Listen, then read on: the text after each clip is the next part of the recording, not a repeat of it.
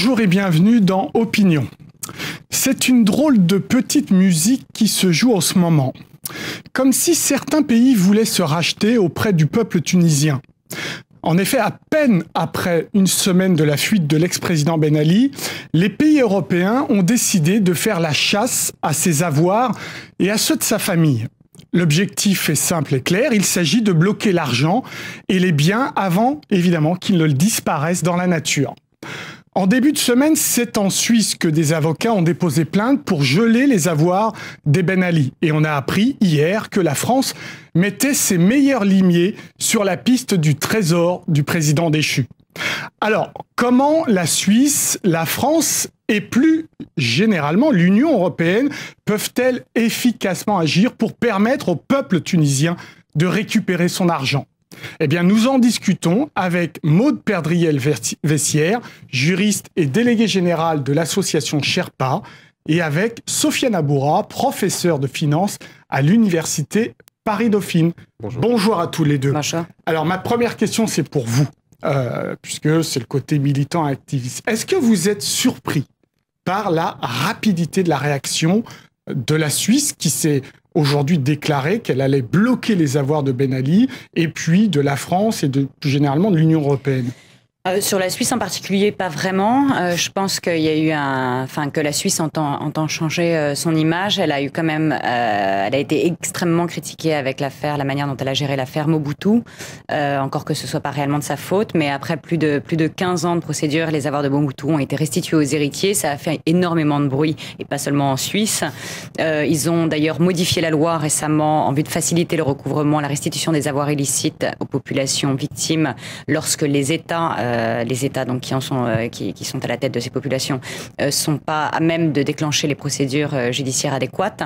Donc ça montre bien qu'ils ont envie d'aller plus loin. Donc je suis pas vraiment surprise. Vous n'êtes pas surpris par la célérité de la Suisse, de cette réaction rapide? Non, faut savoir quand même qu'il y a une plainte qui a été déposée lundi, voilà. Qu'ils y ont répondu favorablement. C'est l'inverse qui aurait été dommageable pour eux. Donc ils n'ont fait que sur la base d'une plainte qui a été déposée lundi, ouvert une information judiciaire et donc procéder au gel des avoirs. Alors, mais c'est très bien. Une plainte déposée lundi, une réponse là, oui. dans les jours, donc à peine 4-5 jours pour répondre. Vous avez déposé plainte. Tout à fait. Donc vous aurez une réponse dans combien de temps en France? C'est difficile à dire. Maintenant, on espère que la réponse sera rapide. On espère que la France ne va pas attendre la décision de l'Union européenne qui devrait intervenir dans les prochaines semaines, prochains jours. Ils disent avant la fin du mois de janvier pour geler les avoirs, mais qui vont le faire en déclenchant une information judiciaire et donc voilà, donc on espère que ça va se faire très rapidement, oui. Sofiane, ça vous surprend, Sofiane Aboura également,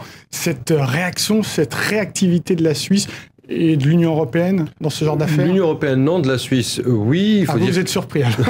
C'est bien. Oui, parce que il y a un contexte qui est post-crise, qui n'est pas anodin, le contexte du sommet du G20 à Londres, dans lequel l'OCDE a décidé d'établir une liste grise des États qui ne coopèrent pas suffisamment en ce qui concerne la fraude fiscale et tout ce qui va avec, à savoir les avoirs des dictateurs, de l'argent sale ou l'argent du crime ou du terrorisme, et que par conséquent, les pressions ont été très très fortes sur certains États qui ne coopéraient pas, et donc on se rappelle de l'Allemagne sur le Liechtenstein, bien avant les États-Unis sur la Suisse. L'affaire UBS. L'affaire UBS, exactement, où l'administration Obama a exercé une pression gigantesque pour récupérer à peu près 4000 noms.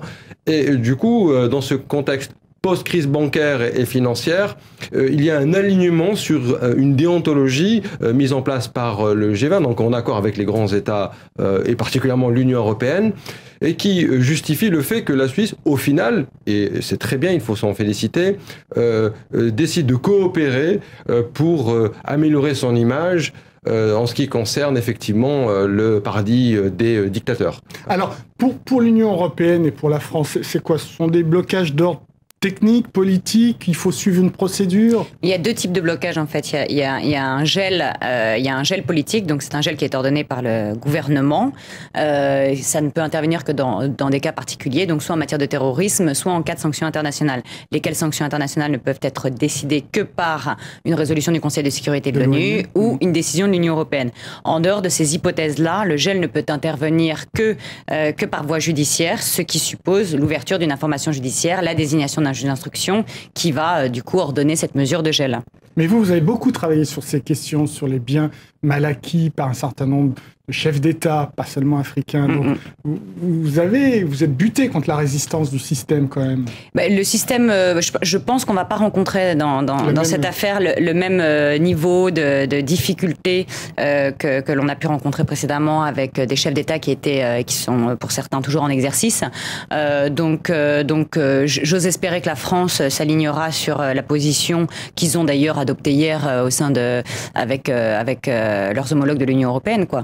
C'est-à-dire procéder à un gel rapide. Absolument. Oui. Et c'est même le gouvernement français qui a demandé à la Commission européenne d'accélérer pour atteindre le gel d'ici fin janvier, comme vous l'avez rappelé. Il y en a qui veulent se racheter, quoi.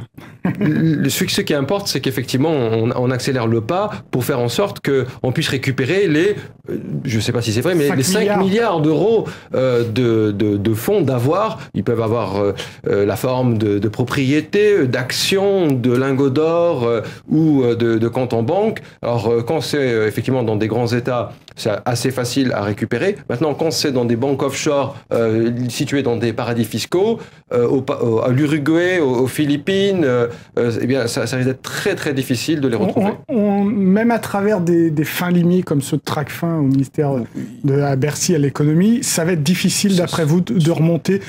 Oui, sauf normalement les non, mais c'est pas tant remonter qui est en soi difficile, c'est après obtenir la coopération des autorités judiciaires de ces États pour récupérer ces sommes d'argent. Exactement. Donc c'est ça, ces États, leur seul avantage comparatif, c'est d'être des paradis fiscaux.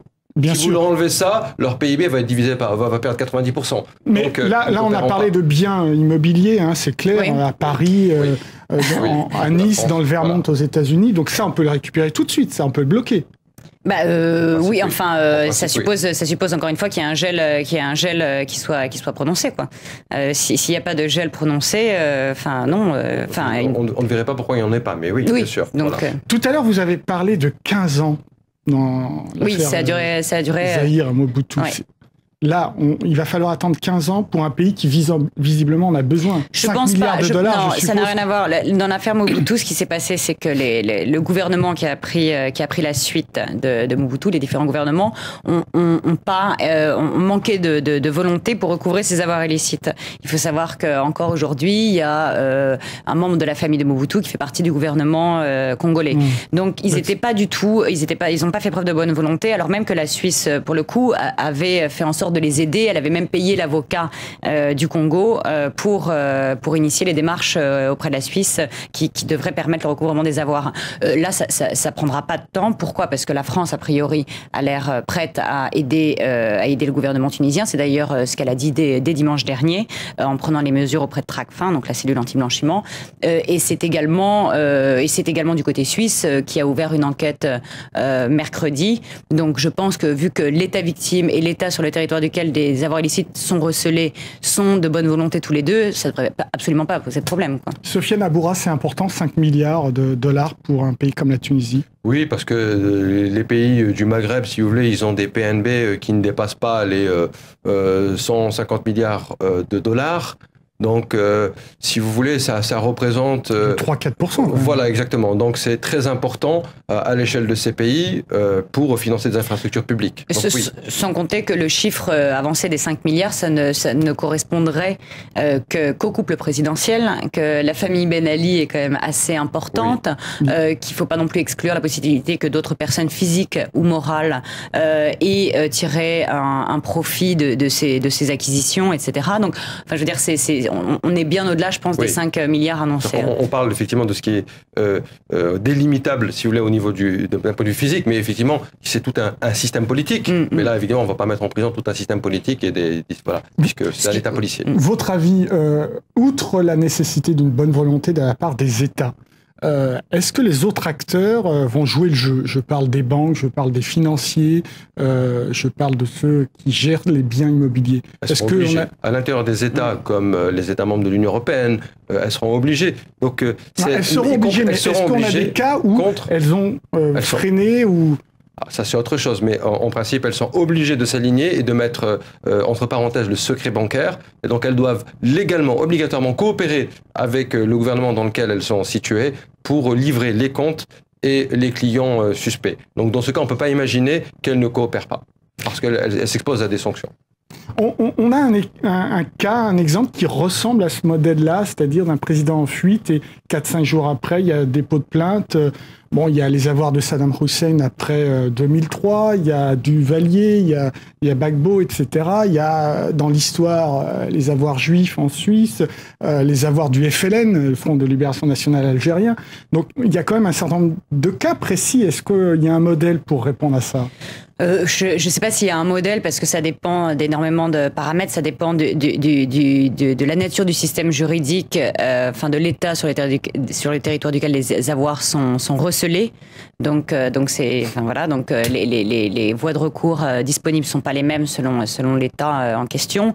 Ça dépend de la bonne volonté de l'État victime, du gouvernement qui succède. À partir de là, ce que vous, militant associatif, vous appelez à une espèce de loi internationale au plus haut niveau à l'ONU pour justement... Il y a depuis 2003, c'est-à-dire que c'est très récent, mais la communauté internationale commence à faire de cette question du recouvrement des avoirs illicites un vrai problème parce qu'ils considèrent que c'est un enjeu de développement. Les avoirs illicites sont estimés entre 20 et 40 milliards par la Banque mondiale par an. C'est-à-dire la somme d'argent qui quitterait les pays en développement pour venir, pour être logés dans des économies du Nord, c'est entre 20 et 40 milliards de dollars par an. Donc cette même somme, ça représenterait 15... Je trouve que c'est assez faible comme estimation. Non, mais ça, c'est une estimation conservatrice. Oui, exactement. C'est clair, on est tous d'accord. Donc c'est pour dire l'ampleur du phénomène. 2003. Alors voilà, en 2003, ce qui s'est passé, c'est que la communauté internationale a adopté une convention, la Convention des Nations Unies de lutte contre la corruption. Et cette convention fait du recouvrement des avoirs illicites un principe fondamental. Donc elle met en place tout plein de dispositifs pour faciliter la restitution des avoirs illicites au profit des populations victimes. La difficulté de cette convention et ce sur quoi on travaille, c'est que si les États, donc qu'il s'agisse des États victimes ou des États sur le territoire desquels ces avoirs sont logés, ne sont pas de bonne volonté, on peut rien faire. Et ça a été signé au sein de l'ONU. Exactement. Et la France a ratifié cette convention en 2005, etc. Le problème, et c'est pour ça qu'on a initié donc cette action judiciaire dans le cas des biens mal acquis dont vous avez entendu parler probablement sur les chefs d'État africains en exercice, c'est que ces chefs d'État sont en exercice, ces familles dirigeantes sont en exercice. C'est-à-dire que c'est évidemment pas elles qui vont prendre l'initiative de recouvrer leurs propres avoirs dans les économies du Nord. Donc il faut bien que quelqu'un prenne le relais, il faut bien que quelqu'un déclenche les poursuites, parce qu'autrement c'est plus de milliards, c'est plus 5 milliards, ça va être 15, 20 milliards, et le temps passant, le temps passant, ça devient encore plus difficile de recouvrer ces biens. Sofiane Aboura, c'est un bon texte, ce texte de 2003, vous y croyez, vous ? Oui, mais alors, moi j'y crois, et puis aussi, il y avait un G7 en 89 qui a donné lieu à une task force pour lutter contre le blanchiment d'argent, un G7 à Paris, qui a effectivement pour but de lutter contre les blanchiments d'argent. Par exemple, vous avez des logiciels qui permettent de détecter des transactions suspectes. Par exemple, aux États-Unis, dès que vous dépassez $10 000, donc 1 centime au-delà de $10 000, vous êtes immédiatement identifié par ce logiciel qui permet de scanner à peu près toute la planète. Donc oui, je pense que c'est très efficace parce que, en plus, ça permet d'aider les États pour lutter contre l'évasion fiscale de façon générale. Et l'évasion fiscale représente quelque chose comme l'impôt sur le revenu en France. Bien sûr. Je vous remercie tous les deux. Merci. Maud Perdriel-Vessière. Je rappelle que vous êtes de Sherpa. Merci Sofiane Aboura. Je rappelle que vous êtes professeur à l'Université Paris-Dauphine. Opinion, c'est terminé, mais pas l'information qui continue sur France 24. Alors restez avec nous.